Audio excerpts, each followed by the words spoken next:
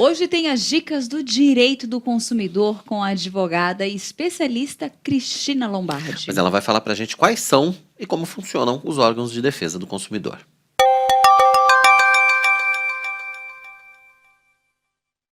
Olá! Na coluna de hoje, de Direito do Consumidor, nós vamos falar um pouco sobre quais são os órgãos de defesa do consumidor, quais são as diversas entidades que estão em alguma esfera encarregadas da defesa do consumidor, da promoção dos direitos do consumidor e da atuação para repressão às violações. Porque é importante nós entendermos que que o Sistema Nacional de Defesa do Consumidor ele atua em diversas esferas, na esfera federal, estadual e municipal, e que conforme a situação, conforme o tipo de violação, o tipo de problema, um desses órgãos vai ser o mais adequado a ser procurado pelo consumidor em caso de necessidade de obter algum tipo de medida ou de formular uma denúncia para que uma prática abusiva, uma prática indevida seja reprimida, seja repelida. E então, eu vou comentar sobre os diversos órgãos, e são vários. Nós temos o Senacom. O Senacom ele está no âmbito do Ministério da Justiça, no âmbito federal.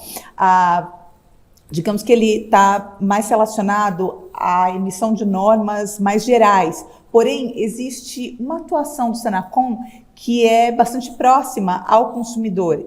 O Senacom ele é responsável atualmente pela gestão do site consumidor.gov.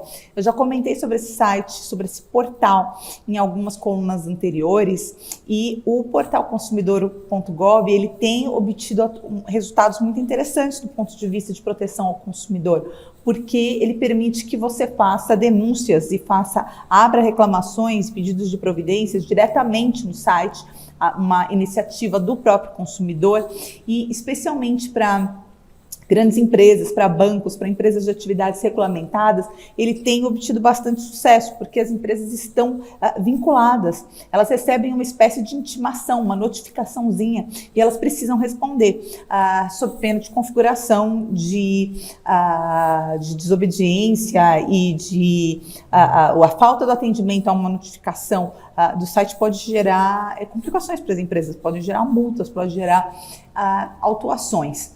Nós temos também o Ministério Público.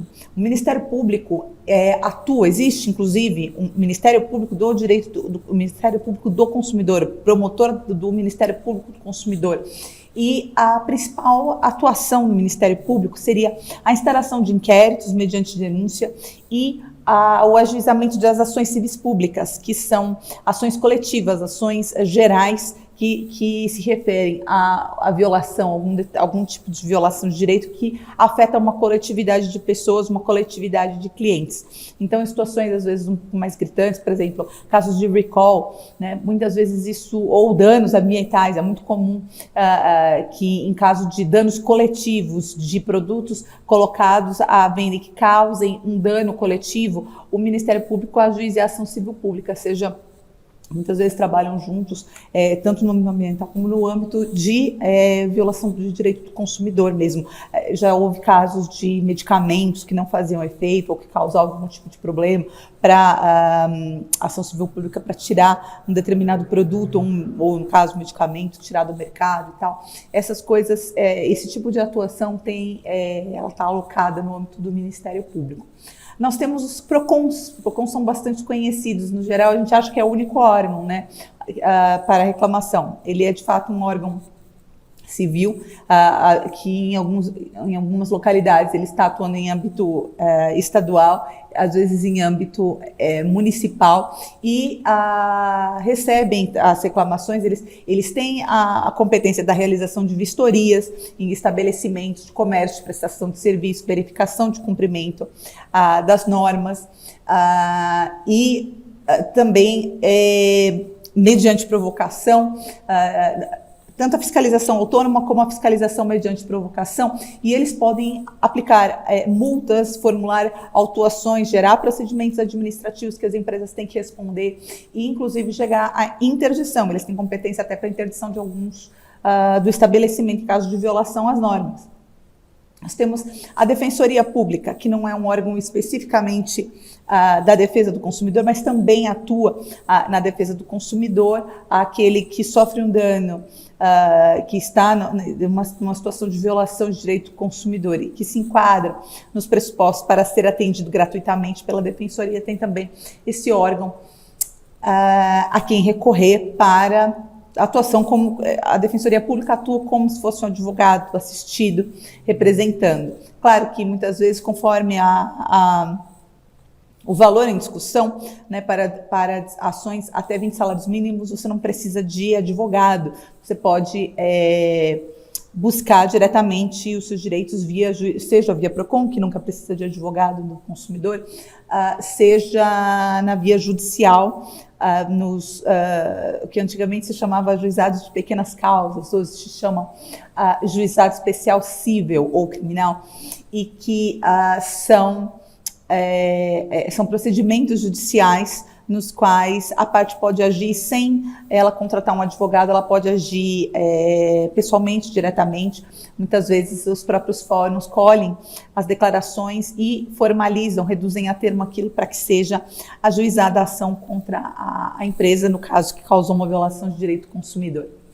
E por último, é interessante nós lembrarmos da atuação das delegacias de direito do consumidor. São delegacias no âmbito, para a ação no âmbito criminal, elas estão vinculadas inclusive à Polícia Civil. E existem determinadas infrações de consumidor que estão encaixadas nesse âmbito administrativo, no âmbito criminal. Por exemplo, os casos de cobrança vexatória. Existem regras, existe uma regulamentação no Código de Defesa do Consumidor, restrições sobre como pode ser realizada a cobrança daquele que está inadimplente num contrato. Cobranças em horários impróprios, com conteúdo vexatório, com ofensas, com informações falsas, cobranças que usem de constrangimento, coação, ameaça, que causem determinados transtornos acima do que seja razoável ao consumidor, ainda que inadimplente. Isso é algo vedado pelo Código de Defesa do Consumidor, pode ser objeto de denúncia e instauração de inquérito em delegacias de defesa do consumidor. Da mesma forma, a disponibilização de informações falsas, a apresentação de produtos ou serviços com informações falsas que induz a erro, isso é crime contra o direito do consumidor, crime contra as relações de consumo, na verdade. Comercialização de produtos impróprios para consumo, produtos que possam causar riscos, causar doenças, causar problemas. A venda de combustível adulterado, que é uma espécie, né, dessa situação.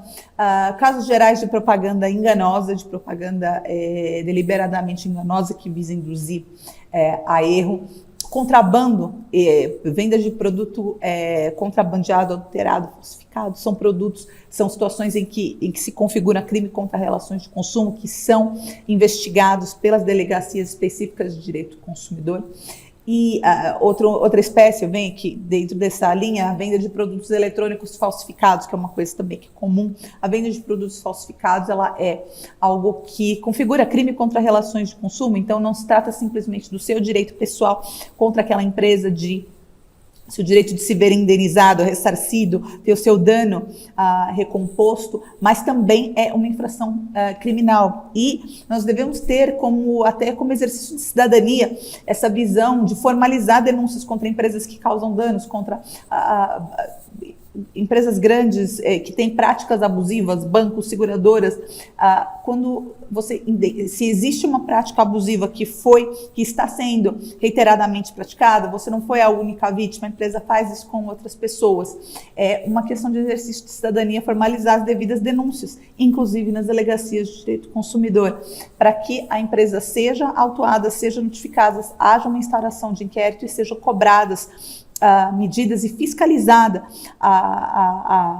os termos de ajustamento de conduta e a correção dessas medidas em benefício da coletividade dos consumidores. Então, são coisas que não são muito divulgadas e que a gente deve conhecer e entender que em cada situação nosso direito pode e principalmente deve ser exercido e ser veiculado através de um tipo de órgão específico para isso. Tá? Essas eram as dicas, né, que nós tínhamos na coluna de hoje. Mande seus comentários, as suas dúvidas, temas que você gostaria de ver tratados aqui e a gente vai incluindo na pauta, tá bom? Até a próxima!